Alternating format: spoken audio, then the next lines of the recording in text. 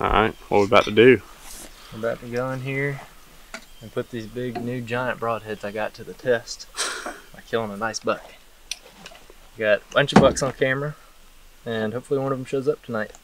We're gonna get aggressive and go into a thicket, kind of low down on a creek near where we think that they're bedding, and just see what happens. Let's go run one of those through deer.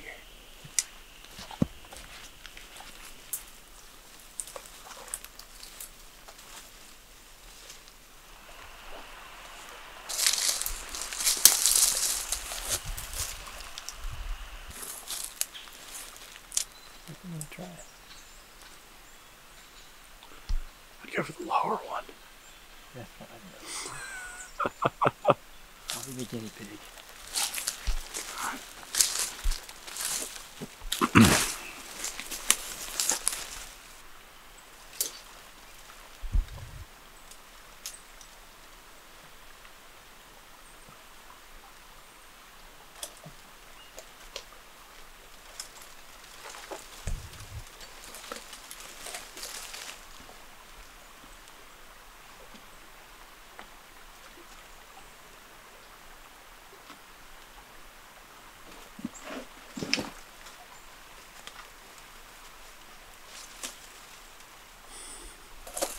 Basically, we've got this edge right here that we're working along the edge of some younger pines, and it's really thick along this transition. So basically, we're kind of swinging up through, kind of just checking this transition as we go, coming in from downwind. And if it doesn't look good, we're going to start easing up a drainage into the pines. Looks really good so far, though.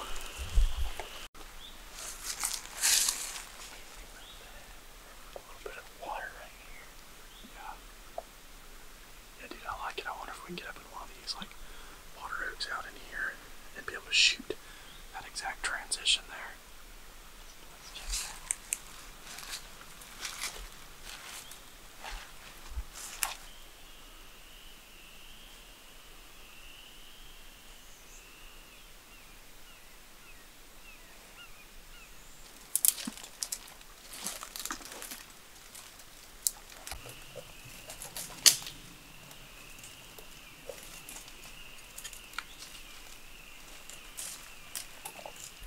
As Andrew's getting in this tree back behind me, we just had a little doe come in, and she came pretty close to within bow range.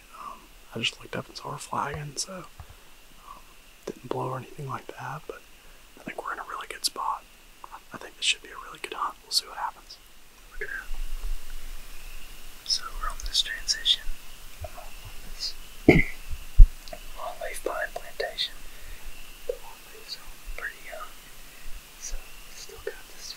Understory underneath it. Wish it was a little bit thicker, but the deer clearly in here. I killed a deer just a couple hundred yards over that way the other day, and I'm seeing the same amount of sign I was seeing over there, which is good. We got a little bit of water beneath us that ought to funnel the deer, so we were thinking that they would probably cruise the edge of this water, and we got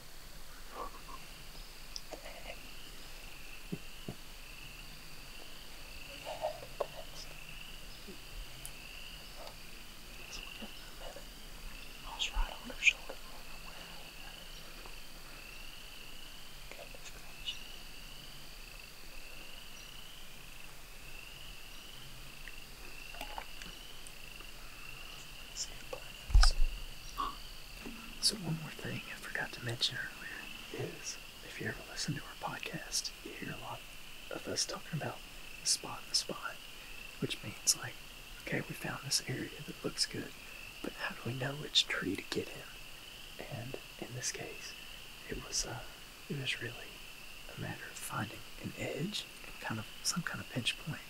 So we had been walking up this hardwood drainage, and there's just tracks everywhere, all over the place. And we could have sat up down there, but we wanted to push a little bit further in to try and find something that would concentrate that deer movement, because a lot of times in these open hardwood bottoms, to me at least, it seems like they just kind of do what they're going to do. There's no rhyme or reason. So we came up here to this edge. If you look, there's a hill right here behind us. And this hill is all good bedding. This is that longleaf stuff I mentioned earlier. And it falls down and meets a swamp right here. And, we found all this sign. We knew this edge would be good because, deer creatures of edge. They like this kind of habitat. So we basically just walked this edge until we got to this part with this water beneath us. So this water is basically right here on the edge. And we figured that if deer wrap around the point of this hill, they're probably going to walk somewhere between the bottom of the hill and this water, or they'll just cross the water, they don't care.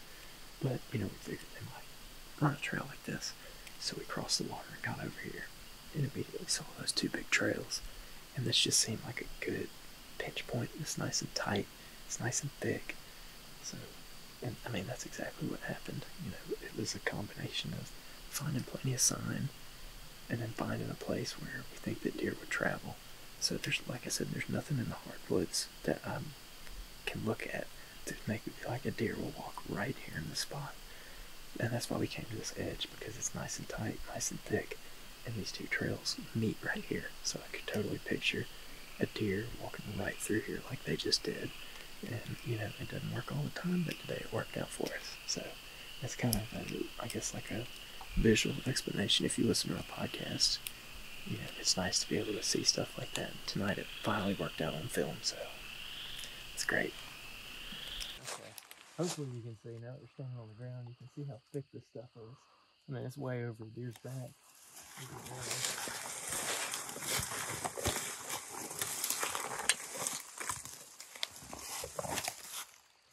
Yeah, I must have hit her forward.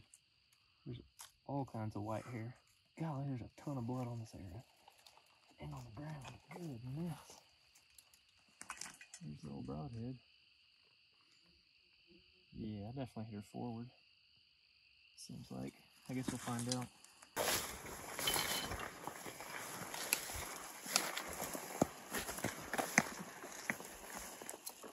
Ooh.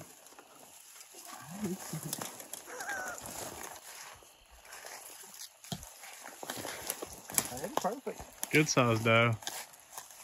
Golly, it's a great doe, man. It's a big doe. Thank you, doe. Thank you very much. Golly, what a beautiful doe. And she got a great freaking coat on her. Look at where she's coughing. There you go.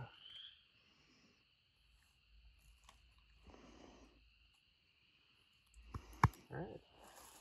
This did work. Golly, she chose the thickest stuff ever to die in. Alright, so we finally found her. We saw her go down, but as you can see, it's so much thicker here on the ground than it was up in the tree. She's actually kind of hard to find. But I don't know why she lived as long as she did. We saw her run over here and stand for a minute, and then she laid down.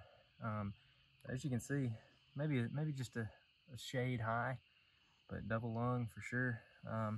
This is a big doe. I might keep the coat off over her. I haven't decided yet, but definitely glad to have her. But again, this is a good representation of what we're talking about when we talk about hunting thickets. From the tree, it didn't really look that bad, but when we got on the ground, it was, it's hard to push through this stuff. I'm glad I brought my briar pants. But that's why these deer are in here. And again, if we had sat out in the hardwoods, maybe we would have seen one of these deer, but might not have had them come within bow range. And I had a nice, easy 14-yard shot on her. So I'm glad we set up where we did, but now we got a lot of cutting and packing to do. So appreciate y'all watching. Y'all stay tuned for the next video. Up to your crotch. Not quite. So my phone, my pockets right here should be good. The things we do for deer, folks.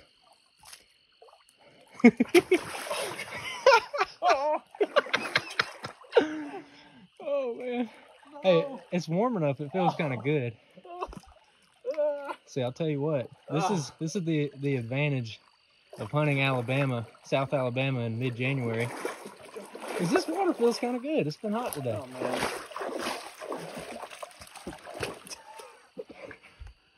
How about it, Mr. Turner? Or send my volunteer to film. Let's go home.